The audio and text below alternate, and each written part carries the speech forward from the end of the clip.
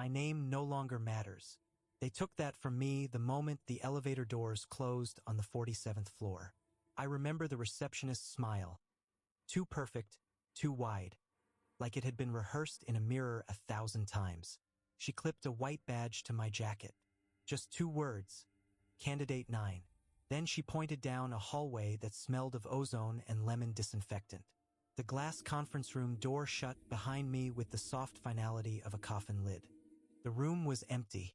Long mahogany table, 12 leather chairs, floor-to-ceiling windows showing the city lights of the city far below, like watching the world from inside an aquarium.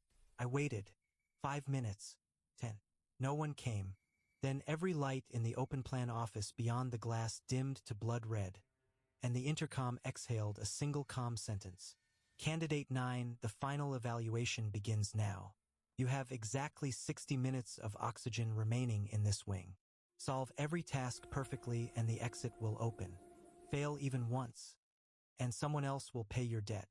Look to your left. A wall panel slid aside with a hiss. Inside, a brushed steel pedestal holding a red button and a large digital timer glowing 60:00. Underneath, engraved in tiny letters, press only when you accept the terms. I didn't want to press it, but at 59:50 the numbers started dropping anyway. I slammed my palm down. Every monitor in the entire floor woke at once. Hundreds of screens showing the same 4 live camera feeds. For concrete cells, each barely larger than a closet.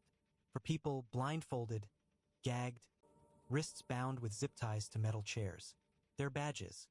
Candidate 6, Candidate 7, Candidate 8, Candidate 10. A soft, polite voice, genderless, ageless, spoke again. These are the candidates who almost made it as far as you. Every 10 minutes you will receive a new task. Success keeps them breathing. Failure removes one of them from consideration permanently. Let's not waste time. 50:00 remaining. A heavy brass scale slid out from under the table, 2 pans, 5 brass weights marked 1, 3, 9, 27, 81 grams. Card appeared on the screen. You must balance the scale using all 5 weights in exactly 5 moves. You have 90 seconds. If the scale is not perfectly level when time runs out, Candidate 6 will be discontinued. My hands shook so badly I dropped the 27-gram weight twice.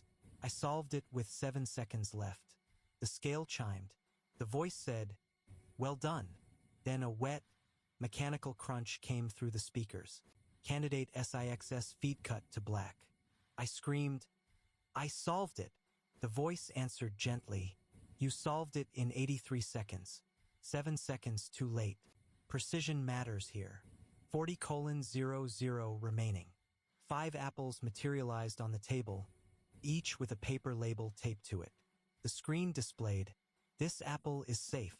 Exactly 1 apple is poisoned. Apple 4 is poisoned. Apple 1 is safe. All labels are lies. Eat the safe apple within 2 minutes or Candidate 7 suffocates." I must have read the labels 50 times. I chose apple 5, bit into it, tasted nothing but fear. The voice, "Correct. Candidate 7 lives. For now." 30:00 remaining. The lights dropped to almost complete darkness. A single spotlight hit an old-fashioned wooden confessional booth that definitely hadn't been there before. The door creaked open by itself. "Enter and confess the worst thing you have ever done. Be thorough. We already know the truth." I sat inside. The wooden kneeler hurt my knees. I started talking. Every secret I'd ever buried spilled out. Lies, betrayals, the accident I walked away from when I was 19. With every sentence, a red light blinked on the wall outside. When I finished, there was only silence. Then the voice, almost proud, "Thank you for your vulnerability. Candidate 8 has been spared, because you just volunteered to take their place in the next phase." 20 minutes remaining. A section of the glass wall became a drawer. Inside, a 6-shot revolver with 1 round loaded, and a single post-it note. "Spin. Aim at your temple. Pull once. If you survive, Candidate 10 walks free. If you refuse, we simply gas the entire floor." I begged. I screamed. I tried to shoot the speakers. The bullet ricocheted and embedded in the ceiling. The voice sighed, "For chambers left now. Please don't waste ammunition." I spun the cylinder, closed my eyes, pulled the trigger. Click. Candidate 10's blindfold was removed on screen. They wept with relief. The exit door behind me unlocked with a loud magnetic clunk. 10 minutes remaining. I stumbled toward freedom. Then I noticed every single monitor now showed the same image. Me. Different clothes, different ages, different haircuts. Some with scars I don't have yet. Dozens of versions of me, all wearing candidate badges, all sitting in this exact room. Some were sobbing. Some were smiling. One version raised a hand in greeting and mouthed the words, "See you soon." The voice returned, warm now, almost affectionate. "Welcome to the company, Asset 9. You passed with flying colors. Your desk on the 48th floor is ready. But first, a small tradition." The lights went out completely. In the darkness, I felt cold fingers clip a new badge to my chest.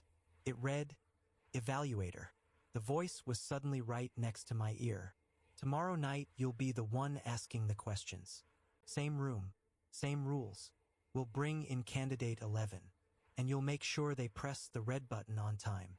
The timer reset itself with a cheerful beep. 60 minutes. 59 minutes, 59 seconds. 59 minutes, 58 seconds. Thank you for your application. We'll be in touch.